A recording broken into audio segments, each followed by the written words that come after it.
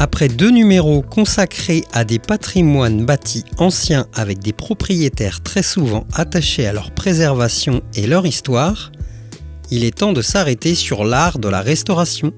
Bon, il faut dire qu'à la base, nous étions plutôt partis pour réaliser un épisode sur les artisans d'art. Mais Émilie Biraud, chef de projet au Pays d'Art et d'Histoire de Parthenay-Gâtine, nous a convaincus de pousser plus loin notre propos. C'est donc tout naturellement que notre 6e épisode vous invite à la Maison du patrimoine de Parthenay-Gâtine. Après l'exposition Le vitrail, l'art de la couleur, qui a permis de découvrir les vieux vitraux conservés dans les églises du territoire, le service patrimoine a créé la sculpture décor d'architecture. Visible jusqu'en 2026, cette exposition nous invite à découvrir les décors sculptés dans la pierre ou dans le bois qui ornent les édifices du territoire. Ce numéro s'attachera donc à vous faire découvrir des vocations qui font des métiers de femmes et d'hommes qui travaillent la pierre, le bois et le vitrail dans le but de redonner ou prolonger la vie d'éléments architecturaux essentiels à la compréhension de notre histoire. Tony Minot, qui a réalisé des éléments de l'exposition, est l'un de ceux-là. Originaire du Thouarçais, il a créé son entreprise de tailleur de pierre en 2004, après avoir réalisé une formation en lycée technique à Felletin, où il a appris à travailler le granit, et après une formation à Saint-Lambert, Paris 15e, dans une école d'appareilleurs.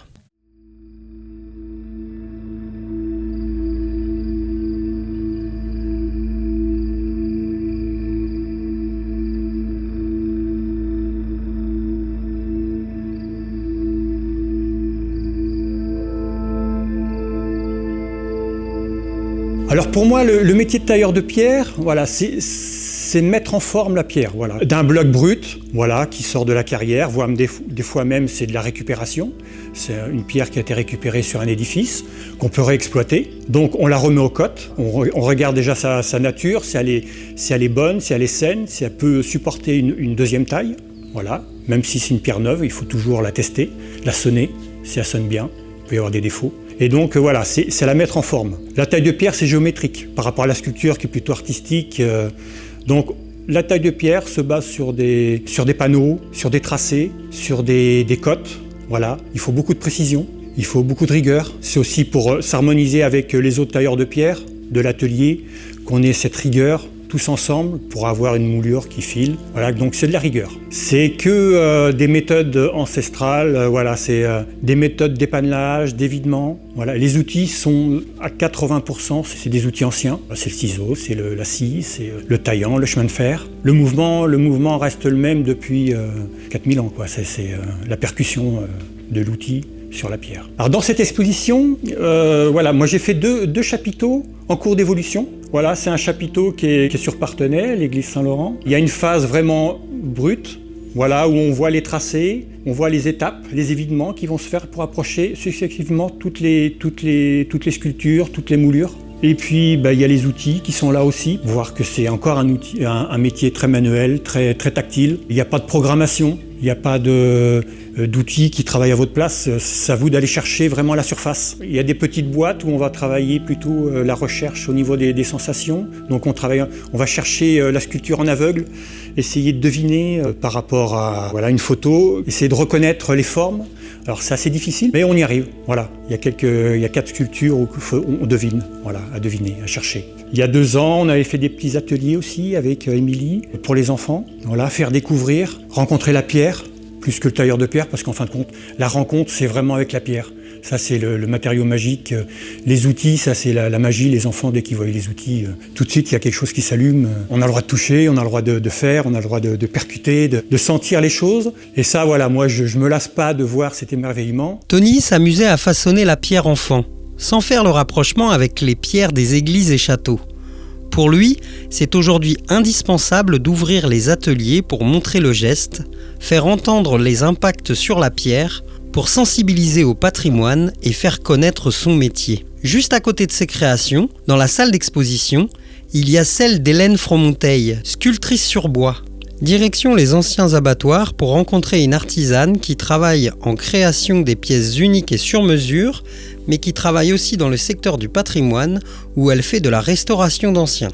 Elle travaille actuellement sur un projet de restitution. Le métier de sculptrice sur bois, donc là moi je travaille en 2 parties, création et restauration. Donc pour la restauration, je vais souvent travailler pour d'autres entreprises et je vais être amenée à travailler soit sur des objets anciens, soit sur la création d'un objet ancien à partir d'images ou à partir de l'objet lui-même. Je vais utiliser principalement les outils traditionnels du sculpteur sur bois qui s'appellent des gouges. C'est comme des ciseaux à bois sauf qu'il va y avoir différentes courbures au tranchant que je vais choisir en fonction de la forme que j'ai à réaliser, du creux, de la bosse ou de la découpe. J'apprécie particulièrement ce côté de mon travail parce que j'adore en fait me mettre à la place du sculpteur qui un jour a réalisé cet objet et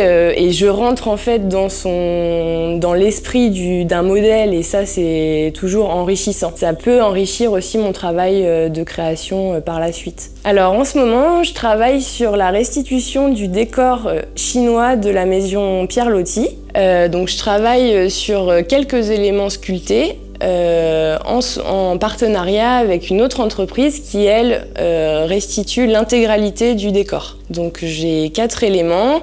Donc là, c'est vraiment une découverte de l'esthétique chinoise. Donc c'est la première fois que je travaille là-dessus. Donc il y a 2 paires de 2 éléments différents.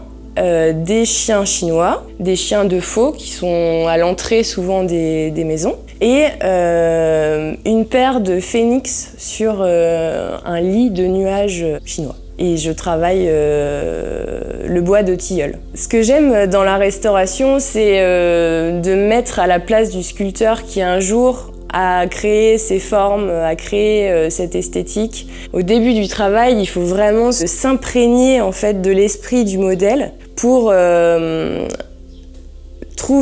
dégager ce qui constitue cette esthétique-là en fait. Et ça, c'est un sentiment qui est vraiment génial quand on a l'impression de revenir en arrière. Terminons notre épisode avec le verre. Composant essentiel de l'architecture des édifices historiques de notre territoire, on le trouve à l'état de vitrail un peu partout.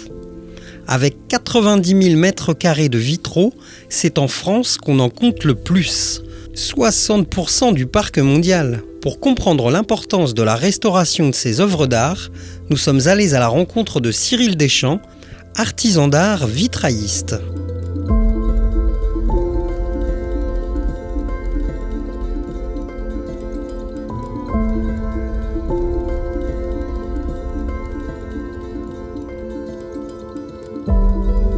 Donc le métier de vitrailliste, il se divise en 2 parties. Il y a une partie création et une partie restauration. La partie restauration qui est une partie sauvegarde du patrimoine. L'idée c'est de préserver un maximum de ce qu'est le vitrail, la création qui a été faite par l'artisan verrier à une certaine époque, et donc de la transmettre aux générations à venir dans le plus de détails possible et le plus de matériaux d'origine. Et il y a une autre phase qui est celle de la création, où là effectivement on va fabriquer des vitraux de A à Z, aussi bien pour des églises, pour du patrimoine, que aussi des maisons, des particuliers, avec des créations contemporaines. Alors il y a effectivement différentes méthodes d'assemblage du vitrail. Le vitrail, en fin de compte, autrefois a été fait en méthode traditionnelle au plomb, on l'appelle toujours comme ça aujourd'hui. Donc c'est un assemblage de pièces de verre, peintes ou non, en fin de compte, de verre de couleur ou non. Et ensuite il est assemblé par un réseau de plomb. Ça c'est une technique. Une deuxième technique est inventée par Louis Conforti-Fanny, qui est le principe d'assembler des pièces de verre les unes aux autres en les entourant d'un ruban de cuivre,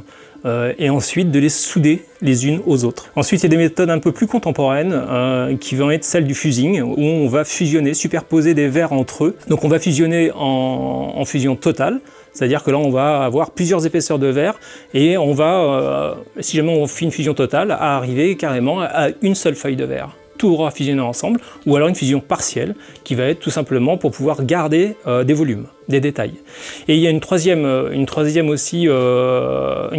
je dirais, technique, qui est celle du thermoformage. Ça, c'est la déformation du verre. Donc on met nos verres, on prend des empreintes, on les dans du plâtre ou dans différents matériaux, ou même de l'inox. Et puis ensuite, on va mettre une feuille de verre et on va déformer cette feuille de verre. On va lui donner on va la travailler en fin de compte en 3D. Et ensuite, effectivement, assimilé à tout ça, il peut y avoir la technique de la peinture, comme celle qui était utilisée autrefois. Donc c'est une technique à la grisaille qui va être cuite au four à 630 degrés à peu près, ça dépend des verres. Alors, dans le cadre de la restauration, mes clients sont principalement des mairies, des communes, qui vont me faire travailler en fin de compte pour restaurer souvent de fois du patrimoine, donc les vitraux d'église. Je dirais que ce travail-là est à peu près à 90% de mon travail, le travail de restauration des églises. Ensuite, il va y avoir de la restauration aussi, parce qu'il y a aussi des vitraux dans les maisons particulières, un peu moins dans notre région, mais il y en a un petit peu et donc il faut aussi le restaurer. Donc ça fait aussi partie de mes clients.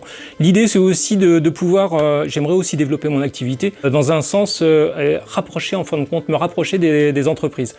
Le vitrail a une image un peu vieillotte, due au vitrail dans les églises. Et l'idée, en fin de compte, ce serait quand même d'essayer de démocratiser un peu cet art et puis de l'apporter justement par les différentes techniques. Et du coup, je pense que ça peut aussi rentrer dans des cadres, dans des verrières de séparation, dans des crédences de cuisine. Enfin bref, on peut vraiment mettre le verre dans toutes ses formes et en fin de compte dans tous les endroits. Donc je pense que c'est important aussi d'aller sur ces chemins-là aussi. Alors, je pense qu'il est important de conserver notre patrimoine déjà parce qu'il nous a été cédé et puis notre devoir c'est aussi de le conserver pour nos générations, pour nos enfants, pour nos petits-enfants et puis pour le reste des générations futures. Quand j'ai un vitrail dans mes mains, en fin de compte, je ne vais pas agir n'importe comment. Quand je vais le déposer, le restaurer, je vais regarder d'où il vient, je vais regarder comment il a été placé.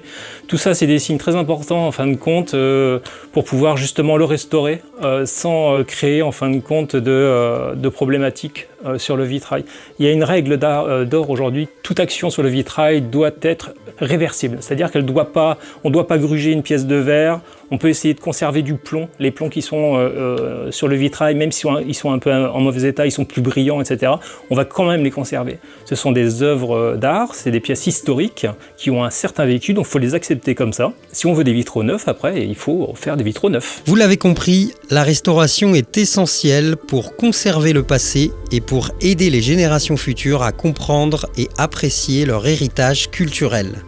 Elle permet également de préserver les objets et monuments anciens qui sont menacés par le temps et les conditions météorologiques. Les métiers qui font de la restauration un art sont essentiels à la mise en valeur de notre patrimoine. Pour vous en faire une belle idée, venez visiter l'exposition La sculpture décor d'architecture à la Maison du patrimoine de Parthenay. On vous laisse pianoter pour trouver les horaires et on se retrouve très vite dans un 7e épisode consacré aux hôtes et aux gîtes de Gâtine.